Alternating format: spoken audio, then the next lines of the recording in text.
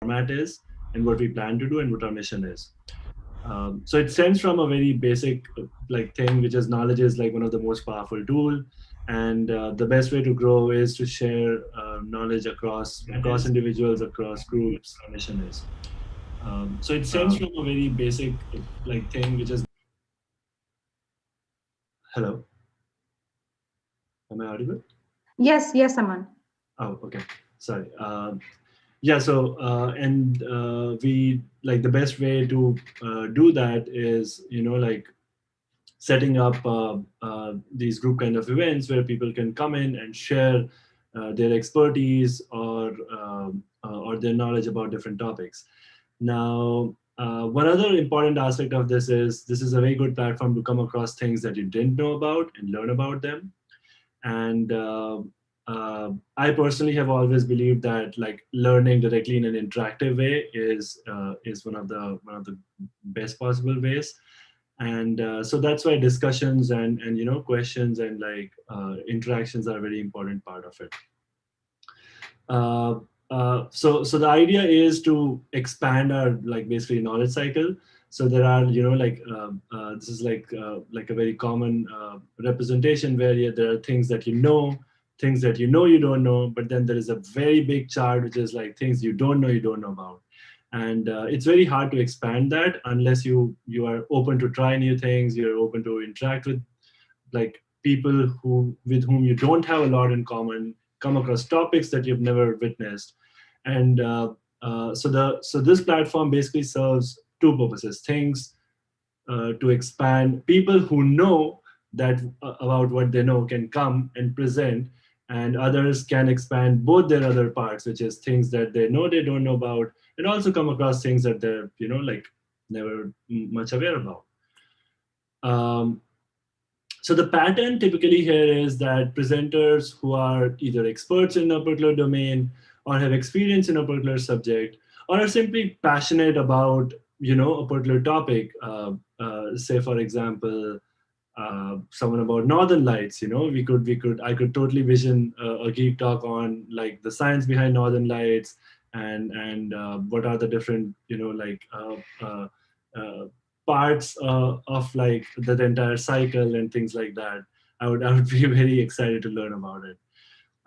So yeah, so the idea is to it does not necessarily, yeah, this is something that I want to stress upon, is it does not need to be, a person does not need to be an expert to present. And Yeah, so that's a very important element of it. We are all here to learn. And then yeah, we definitely indulge in discussions and interesting conversations around the topic. Um, so yeah, so jumping right in, the topic of the day is the physics of sustainability of societal environmental systems, and our presenter is Shruti Singh. Thanks, Shruti, for doing this. And so a little bit about the author. Shruti hails from Banaras, and which is the heart of spiritual India. She stood first in the country in the ICSE board of her time, and then went ahead to complete her bachelor's at IIT Bombay. And she is currently pursuing Ph.D. From the University of California, San Diego, in physics. And apart from her work in physics of complex systems, she holds a keen interest in Indian music and art and decolonization of Indian history and sciences. And yeah, with that, I'll hand it over to Shruti. We'll be sharing a screen and taking the talk from here. So a quick note, we will definitely uh, encourage questions and like any concerns that you have, but you can put that on the chat and we'll go over them towards the end of the talk. So yeah.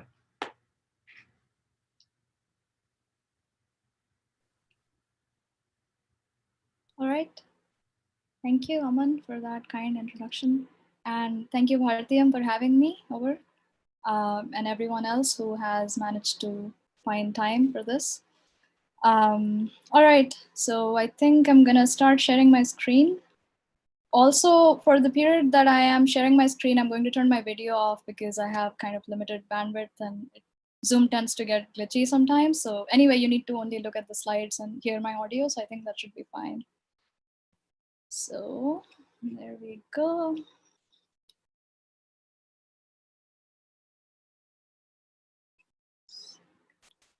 Okay. So I just want to start by this acknowledgement that I am currently on occupied, colonized, and unceded Kumeyaay land. And it is my wish, my intent, and I feel my responsibility to align my research to support attempts at decolonization of this land and of others. So if you're in the, I think in the North America and Australia, like you can use the site to see whose territory you're on. Okay, with that, sorry, oops, I'll start my presentation. So here I'm showing photos of increased discharge of ice from Greenland owing to global warming. Then some flooding damage caused by Hurricane Laura from earlier this year, which devastated parts of Louisiana and Texas. This is a dried out riverbed in Germany on account of recurring droughts for the last 3 years. This is smog in New Delhi. And a little bit closer to home, it's a devastating season of wildfires in California, which has devoured more than 4 million acres of land already this year. So these phenomena are reflective of changes in Earth's environment that are triggered by human activity. The dominant approach to addressing these changes in, either in academic or policy settings is to view these phenomena as problems that require solutions. So an engineering approach that is grounded in the idea that the environment is a resource and can and should be used and manipulated for the benefit of human society. So whereas this approach has much to recommend it, given the extent and magnitude of damage that the environment has experienced. Yeah. Here, I'm interested in an alternate approach, which is similar to certain indigenous or traditional ways of thinking about the relational aspects of human environmental interactions. So in scientific terms, you can say thinking of society and environment as a coupled system or a series of coupled systems. So what questions, actions, and outcomes might arise from this perspective?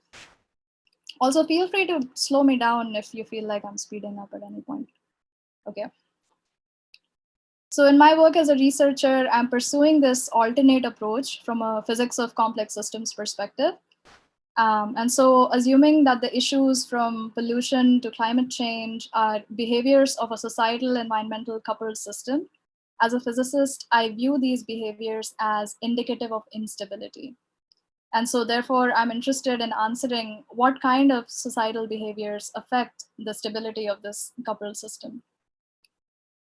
So briefly talk overview, I'm going to talk about the place that I'm, conducting this, or sort of the place where my model is based off of, and why. I'll briefly go over a few terms that'll help you understand the key concepts at work here. I'll go over the model briefly, very briefly, the analysis, and some illustrative results and implications. So my plan is to speak for about 30 minutes in total, and then we can open the floor for discussion. Oh. Okay. So yeah, New Orleans is my place of interest for this project. It is a strongly coupled societal environmental system exhibiting features of the unstable relationship that we talked about in the form of floods. It is located on the delta of the Mississippi, which makes it vulnerable to floods and hurricane storm surges. And in the 18th century, with the start of the colonial regimes of the French, followed by the Spanish and later on the United States, levees were built to protect agricultural lands upriver. So as a result of that, a few things happened. Firstly, the river got channelized, which led to higher flood stages. Wetland erosion started happening because the river velocity at the river mouth was higher, which was sending protective sediments deep into the Gulf. Then the city started subsiding because the silts from the annual floods were not available for deposition as they had historically been. And lastly, it kind of spawned economic development in areas of the city which would have been otherwise susceptible to floods, which means there would be greater economic and human damage in case there is a flood. So consequently, in this resulting, coupled human environmental system, what happens is that smaller annual floods are filtered out at the expense of amplifying the magnitude and occurrence of larger, more devastating ones. So yeah, this is just kind of, to show why New Orleans is a good example, and that it does show these symptoms of instability. So, but before we delve into the analysis of stability of this particular system, let's talk about stability in more general terms, right? What do I mean when I say stability? So from a dynamical systems perspective, in the phase space of a system, so just bear with me, like I'll explain all of these terms just a little bit.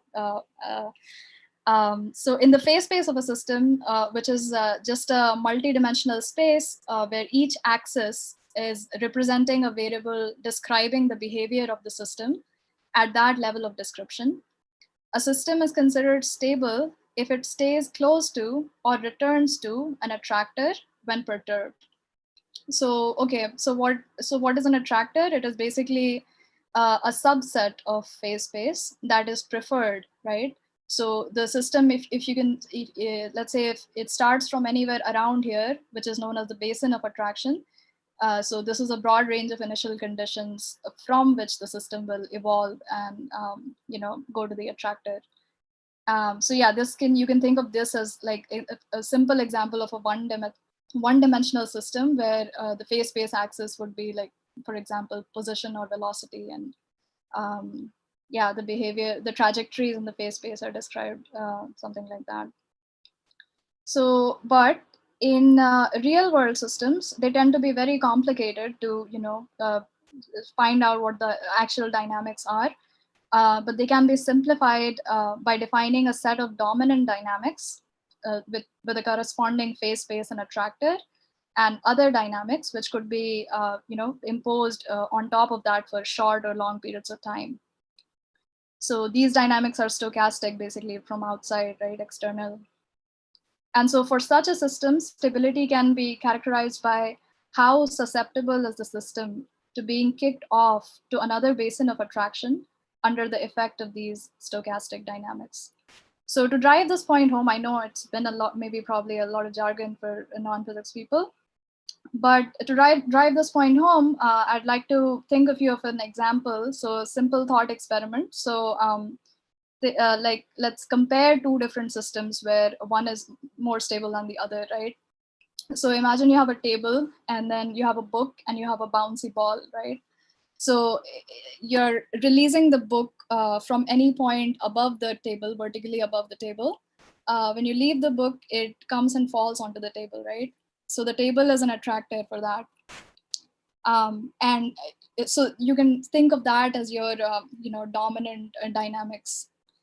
Those are the kind of key dynamics in that system. And then you can think of introducing certain perturbations. So maybe by movements of your hand, you can try to disturb the position of the book. And for a large enough table, the book will be pretty stable to those perturbations. So it'll keep being where it is, being on the table. So you can contrast this with the other example. Let's say you have a super ball and you leave it again, like a similar initial condition above the table, it keeps bouncing. And now when you apply the same perturbations, it's much more likely to get thrown off to another basin of attraction, right? It'll land on the floor and start bouncing there. So, so yeah, that's like a simple, everyday example of stable versus unstable. So then what promotes stability in these, when we're talking in this context? So one is the extent of basin of attraction. So like we talked, it's kind of obvious. So larger the basin of attraction, less the chances of the system being kicked off to another. And another very important thing is the rate of dissipation. So what is dissipation? It's basically a category of dynamics where aspects of a system are being smoothed out or damped or mixed, right? So you can think of an example would be friction. So in the example that I just gave, the difference between the two systems that we talked about was that of friction, right? The book and the table is much more, it has a lot more friction than the ball and the table. So yeah, so greater the rate of dissipation, the faster the system will come back to the attractor, or the better it is at absorbing perturbations. So this is kind of the basis of the arguments that I'm going to make further ahead. And just one more concept that you need to be familiar with, I mean, you don't need to be, but it could be relevant, is that of levels of description.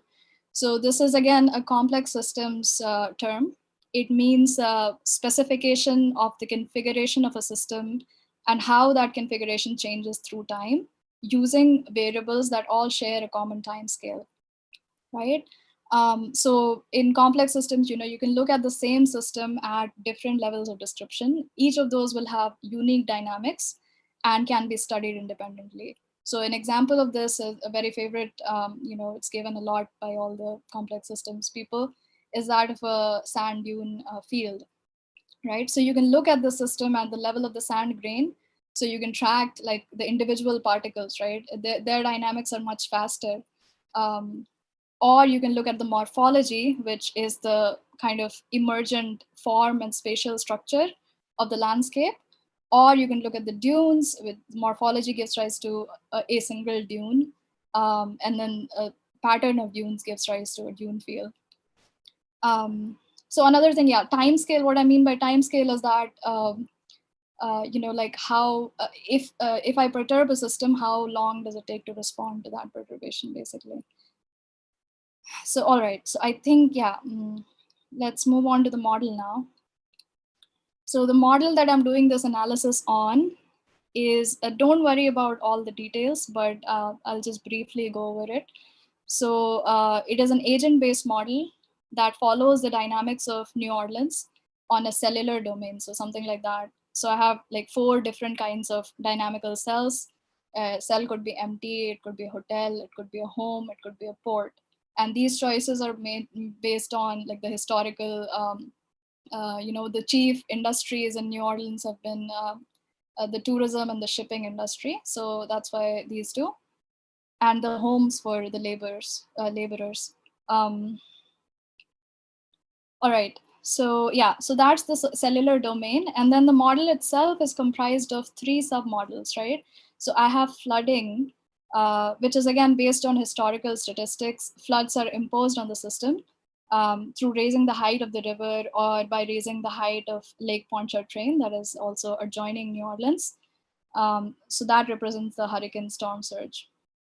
And then levees are there. So levees breach when this, the flood stage exceeds the levee height. And then the other model is that of economics. So there are a number of different agents, like you can see, like tourists are there, labor, and so on, like port owners, developers. So these agents are basically interacting through different markets, like tourism market, the labor market. And these are all like making choices based on what's, like, I think it's called like rational expectations regime, but yeah, don't need to go into that. And then the third one is the mitigation. So levies are built using cost benefit analyses. So you raise the levy if the loss in the tax revenue was greater as compared to the as compared to the cost of raising the levy. Yeah. So that is like the basic working of the model. Dynamical analysis of the model reveals that there are 3 levels of description here. So let's look at them. The first one, the fastest time scale, is the cellular level. So basically describing all the behavior of, like, how an individual cell is converting to another kind, or, yeah, basically that. So empty to a developed cell, or vice versa. The time scale here is fast. It's like within a year it's happening. Then the next level is the domain level. So this level describes sort of the overall wealth flows within the domain. So like, for example, here, like the arrows represent the wealth flows. So like from hotel and ports, wealth is flowing to the labor in form of wages. From tourists, it's flowing into the hotels in the form of revenue and so on. So, so the time scale here is, I guess, several years. It's like you're looking at the system here in between floods. And so at this level, floods are still external stochastic perturbations that we talked about like while discussing and something else. Okay, so that's the domain level. And then the final one, the slowest time scale, is the coupled domain environmental level. So this is the emergent pattern of flooding and recovery, right? So in this level of description, floods become part of the system. Time scale is spanning over several decades, and it includes numerous floods. So it is at this level that societal dynamics, which now include political decision making and environmental dynamics, they get coupled. So yeah, I'm going to give you a taste of the dynamical analysis of the model at the intermediate level of description. So I am tracking wealth here, which is a conserved quantity. Again, like, just don't bother about the details of the equation. This is just to show that these equations can be written in the model. So yeah, so wealth is a conserved quantity in the model in the sense that its flows can be tracked, right? So in this way, it is similar to energy in physics models. So yeah, these are just some example equations. You can write these. And dissipation of wealth happens through processes that remove wealth from direct application to this macroscopic wealth generation. So for example, wages removed from domain level coherent profit generating wealth to cell level processes, or taxes flowing out of the system at that level of description. So you can think of like wages, they're representing conversion of coherent domain level wealth that gets reinvested in the economy to cell level wealth that is illegible at the domain level, but whose aggregate effect can be characterized in a similar manner to temperature in energy dissipation. So yeah, so yeah, these are the dissipative terms basically. And also another thing to note here is that the major contribution to dissipation comes from the wages term in the wealth equation. So yeah, that is just something to keep in mind for when I show you the results about like varying dissipation in the system and tracking its effect. And how I'm measuring stability is through phase-space fluctuations. So as described earlier, you can think of these fluctuations in two ways. One is how far does your system go when perturbed, right? And second is how long does it take to come back? So the technical terms for these is ecological resilience and engineering resilience. So yeah, this is like a typical flood from the simulation and the model. So you can see that there is a steady state, flood happens, system goes off from the steady state, and then it takes a while to return. So those are my two measures of stability. We'll come back to them. And yeah, so the results look something like this, like, they roughly correspond to the historical development of the city in terms of like how fast the city is developing and the geographical distribution of the different kinds of cells. So like homes are developing in the lower lying regions, and the more profitable businesses are developing in the higher sort of natural levies. Okay. Yeah, this is again like just to show that it's kind of roughly corresponding to the historical. So the dots you can see here are the historical levy heights, and these are the mean levy heights from the model runs. Yeah. So the next series of plots is going to be where I vary this parameter known as the forced labor fraction, which is a fraction of total labor that is not paid any wages, right? So this is the way to vary dissipation, because we just noted earlier that dissipation depends on the flow of wages from the business owners to the labor, right? So yeah, so you can, what I did was to increase that fraction and see what happens to the rate of dissipation. And so yeah, generally it reduces. I mean, it did increase in the beginning, but it's because there are two simultaneous effects going on, and the dominant one wins towards the end. I can go into detail if you're interested, but don't want to bore you further. Okay, yeah. So that happens, and then so here I'm plotting the instability, the two kinds of instability. One is the temporal instability, and the other is the phase space instability versus the mean dissipation rate. And so as you can see that as the dissipation rate is increasing, the instability is reducing. So another way to put that is as dissipation increases, stability reduces, right? Is that right? No, sorry. Yes, I got it wrong. So so yeah, you can think of, let's just talk in terms of instability. So as dissipation increases, instability reduces. So stability increases, which was our original hypothesis that, dissipation makes system stable, right? Okay. And so because here, wages affect equality and dissipation is related to wages, I can interpret this result in a different way by plotting instability versus inequality. So inequality, I'm just measuring by the standard Gini coefficient. And you can see that the instability increases with increasing inequality. So to summarize, here's what I've found so far is that there is a definite relationship between dissipation and stability and inequality in a societal environmental system. But again, I want to remind that this is within the broader context that the system is set in. And that, so another implication that leads me to another long time scale implication is just want to mention that the broader context in which this is set up in is the capitalist colonial state. And you can see that, that if you look at the long time scale, sort of, it creates this kind of steady state pattern of perpetual state of disaster and recovery, right? So yeah, I mean, I think I would like to leave you with this thought of like, like what are some alternative ways of being and relating to the environment as a society, and not just like, thinking about patchwork solutions as much as, they may be required just for short term.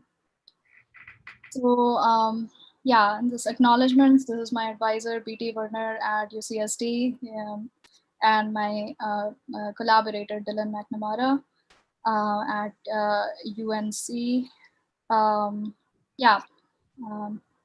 And yeah, if you're interested in following up on this, I think a paper should be coming out soon. Maybe, if someone is interested, I can share my email or whatever. We can keep in touch. All right. So I think that's all from my side. I can open up for, questions, comments, poems, whatever. Thanks, Shruti. We have one question in chat from Sarthak. So Sarthak is asking, in the social setting, in layman terms, what are some of the measures to increase dissipation, hence increase stability? So that is a really good question. So yeah, I mean, I think there are like different ways to think about dissipation. Like what I was doing was just looking at the economic system because, maybe that's kind of the easiest because things are easily quantifiable. But like if you want to think of dissipation in more general terms, you can think of like sort of anything that is kind of maybe grounded in some like tradition or like, not so easy and quick and like efficient. I think, like technology, for example, it's something that is regularly been reducing dissipation in society. And I believe this will be unpopular because it's, I guess, a crowd of engineers, but yeah, I mean, it just kind of, yeah, I mean, I think right now what's coming up for me is just that, like you can think of dissipation as something opposite to efficiency.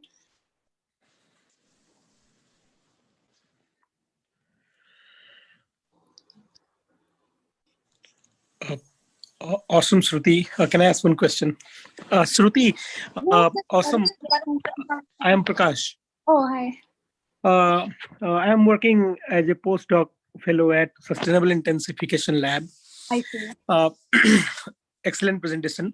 I have a question in Bharat, India's perspective.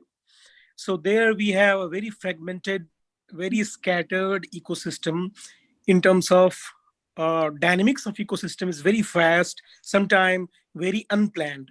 Mhm. So how do you see the difference between resilience of ecosystem here and Bharat? So we have everything planned here.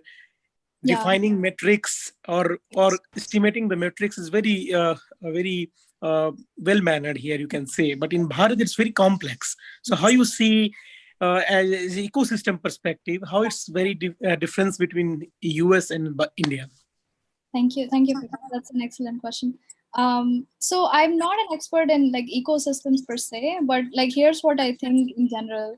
So I think like from the perspective that I am looking at this thing from, I think it's like in a way like good, like in terms of stability for systems to be more complex and like different and kind of varied and like low, sort of like just not easy to you know I guess linearize in a way that like most of the time like it's done for like let's say like the developed part of the world, like where like everything is legible, everything is kind of uniform. And so what that does is reduces dissipation actually, like Mhm. so yeah, I mean like as the more linear your dynamics get, the lesser the dissipation and the lesser the stability actually.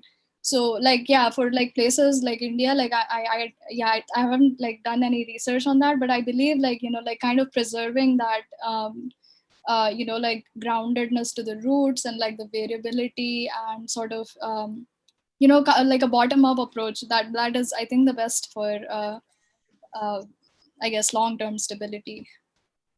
Mhm. Excellent. Yeah, because we have generally in India we have a lot of perturbation, and there is a no systemic, uh, Yeah. a pattern when we can analyze here in US. But in India we have social aspect, economical aspect, and those kind of aspects. So there's a lot of perturbation, and it's very difficult to measure, I think, in India.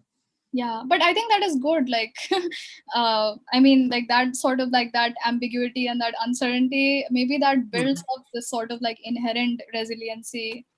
um, Right. um Right. yeah. Yeah. Thank you. Mhm. You're welcome.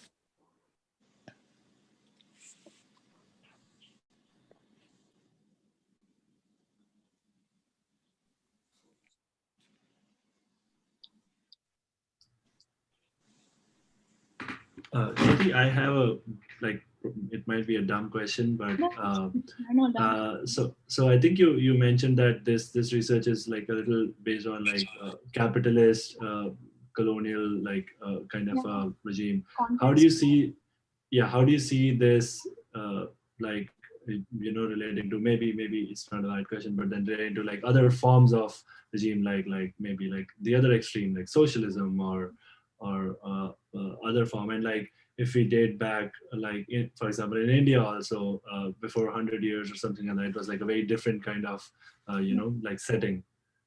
Yeah. Hmm. Yeah. I mean again like I think like for India I feel like uh, it's like what do I say, um like it was already like a society with a fair amount of dissipation, or like if Yeah, I'm talking in terms of dissipation. And like like it was hard to sort of kind of put people into a like a or whatever uniform sort of a way of looking, right? yeah, um but in terms of like socialist societies, again I feel like it's like it tends to be like very sort of linear and like one way of looking being um I mean, I guess like the economic part would be different there than yeah, from yeah, what I have done, but I can imagine, like I haven't really thought about sure, this, but I can imagine that like the levels of dissipation would still be low because of that kind of like it's like if there is a dictator, for example, and it's like it's kind of being managed rather than like kind of evolving or from the bottom up. So from the capitalist perspective, I have one question. Sure.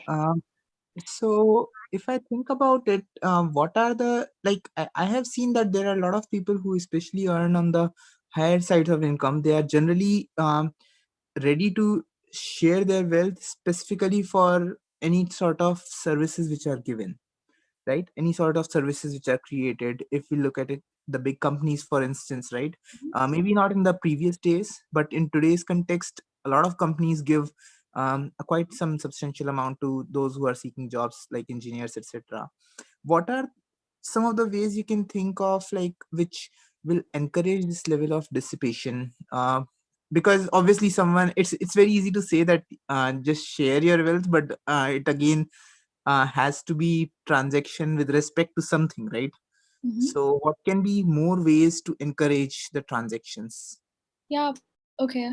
I mean, are you asking like about a practical sort of a pathway, or just kind of like what does the theory or kind of my Both, model? I would say both. Yeah, I mean, practical, I have like zero. I guess I don't know that much about. Like, I've never worked in a corporation or anything, or I mean, I don't know.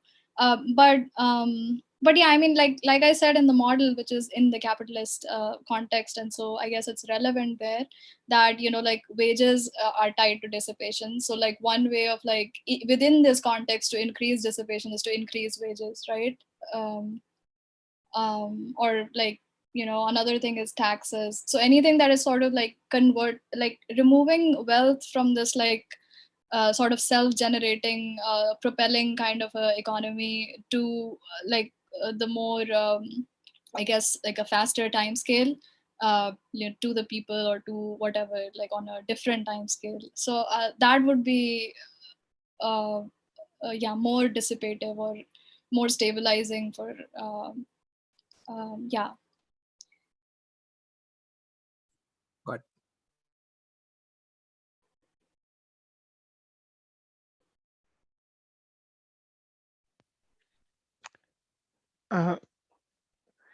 Shruti, I had one question. So you can correct the question as well if the question is not going in the appropriate way. So it little bit relates to the previous question which Sarthak was asking, that what are the ways to get it done through corporates, and you said it practical, right?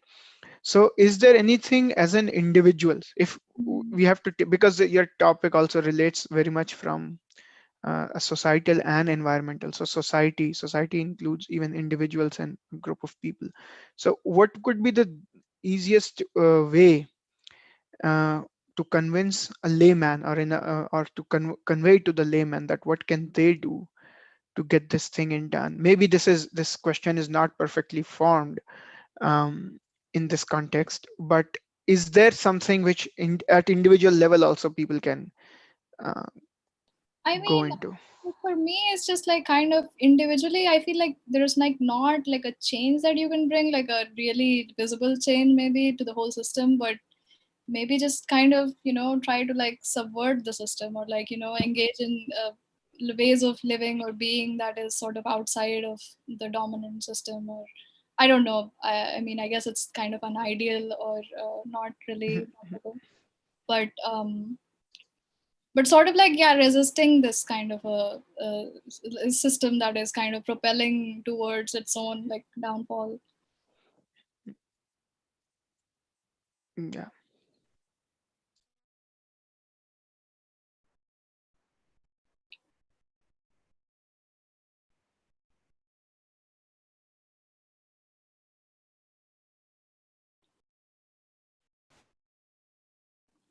Hi, Shruti. This is Vivek. Hi. Like, A very nice talk. Thanks for the talk. So yeah. I have a quick question. So basically, like whatever the analysis of Lyapunov analysis or modeling systems, like whatever you've talked about. So how like in general, how much do you think these kinds of like can capture the total complexities of a system? Yeah, I mean, Because it's not. Yeah. yeah, because the kind of factors that dispassivity and other those things, they are mostly like they're not well like they don't directly apply to these complex systems, right? Like you have that to have. is very true. Yes. So yeah, I think like in my next chapter or like the next phase of my work is that's what I'm saying. Like, like, I mean, this was sort of just like the beginner thing that, like I'm saying that, oh, hey, you can maybe track dissipation in the economic system like this. But just to acknowledge that, like there's this whole bunch of dynamics and things going on that are not easily quantifiable and that are often overlooked when, decisions about mitigation, for example, they're often based on just like a simple cost benefit analysis. But yeah, they leave out like these very important sort of dynamics that are happening. So I guess like, yeah, there is not really like a way to include everything, like as far as I know. But I mean, I could go on and on this, that, like the models like this are like maybe inherently like not really, um, I mean, like, I think these are kind of like tools used by the dominant system or like this, like whatever the capitalist colonial engine to propagate itself. And so what I'm doing is sort of meant to be like subversive in the sense that I'm showing that it's actually like, like this is, these are the problems with it. But yeah, I mean, totally, I acknowledge that there are things that are being left out. Yeah. So one more quick, like fundamental question. So I can understand what instability means, but what does stability mean in this context? Like whatever you showed, like attractor and those things are like, they are technical things, but what does stability mean? Yes, stability would mean like, like if you're perturbing your system, perturbing is just like any external kind of, noise or, whatever, you're kind of giving a blow to the system. And then how, it's like, again, like the way we No, talked no, about. no. So maybe I did not clear. So I know what stability mean. I was asking in terms of like in the context of, let's say, New Orleans. What does stability would look like for New Orleans? That's where like in the entire talk, that was one piece that I was missing. Okay. That like I can see what is instability is, but what is the other thing? What is stability? I mean, are you talking about the plots? Like, can you plot stability versus No. So I understand the technical. So like I also have a background in control systems, so I know technical things. Everything is okay, but I was just getting confused about the intuition of what does stability mean in terms of a system like New Orleans or a society. So when there is a flood, like, how is the system responding? So if it's not getting thrown off away from the steady state for very long or for very far away, I guess that is stable, right? So for New Orleans, like for example, like before this levee building started, right? What people did, like indigenous people used to live there, and they just like they did not live in the parts of the river that used to get flooded, right? And it was just this natural cycle of flooding, annual floods, and silt was deposited on the river bank. So the city was not subsiding, like it was not this like huge calamity like looming. Like people were living kind of in harmony with the natural settings. So I guess, yeah, that would be an example of an alternate way of living or like a stable system. Okay, so sure, yeah. I mean, mostly like disturbance rejection kind of things. I'm not familiar with disturbance rejection, but Yeah, okay. What I mean is that like even if there is a disturbance, like you are adapting to it very fast. Like you're not being like, kind of thrown off into something else. Sure, yeah. Thank you. You're welcome. Yes, Shruti, in response of Vivek's first question, you said that you are planning to include more factors in your model for. So I am sure that it will reduce uncertainty in the model. But do you think if? I don't think so. But do you think if you include more factor, it will create more randomness in the resilience metrics, right? Because when you have more randomness, it's very difficult to measure those metrics, right? Definitely. Yes, so it's not going to reduce uncertainty by any means. I think it's just going to make it more complicated and more towards like how real systems are. But I guess like the point of doing that is just to kind of show that like, like, look, these things that are not being talked about, not being tracked, they have a tangible effect. Like even though that effect cannot be like accurately represented, but maybe some sort of a, like a like for example, like you can see a leaf floating on the water and kind of tell how the water is floating, right, by the movements of the leaf. So that is the idea, just to like kind of bring attention to like, you know, there are these aspects that are also important and that should be talked about. Right. Yeah, I think socioeconomic aspects are very difficult to Yes, definitely. include. Mm-hmm.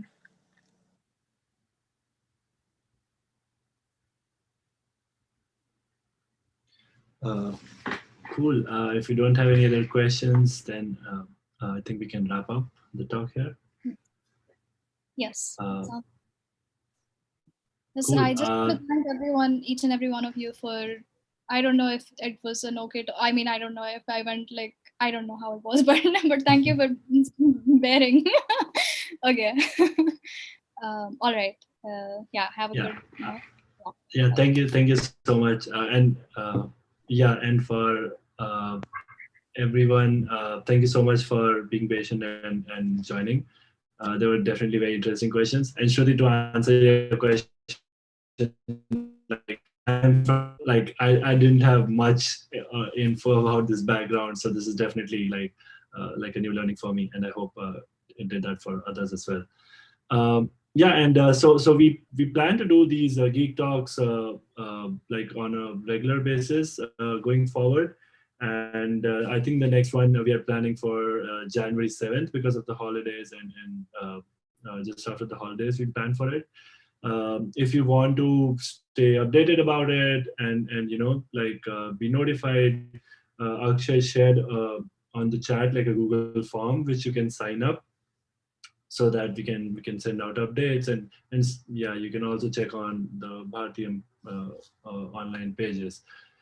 And secondly, if as we mentioned in the initial part of the presentation, that this is more of a collaborative thing, and if you want to also present on something, you're more than welcome to reach out to us, to Akshay, to myself, and you know, and like just saying, hey, this is something that I would like to talk about, and we can try to schedule it. Um, I think that's all from my side. And also one thing, like the topics, there is nothing so specific about the topics. Aman, if you want to tell few sample topics which have been which we can do, anyone can do, like you had a good collection and idea. So So just a background, like I have been conducting these geek talks at like my companies, and we have ranged from like multiple topics, from like technical topics, how like how to build an e-bike, stuff like that. We can have hands-on sessions if someone is willing to, you know, do a like online working session. That would be awesome. Or you could have like any topic from studying medieval history in Roman Empire or something like that. We have one of the talks where we had a doctoral candidate who was studying medieval history, and so they talked about that. So yeah, so I think the range of topics, again, the platform here is to just share knowledge of any form, and and something that you can be geeky about, nerdy about. It could be about whatever, how insects walk, whatever. So this is a very open platform, and we would encourage all types of talks. Yeah, I think that pretty much sums it up. Cool. Thank you everyone, and have a nice weekend ahead. Thank you, Aman. Bye bye. thanks everyone. Thanks, Shruti. Thank you. Thank you.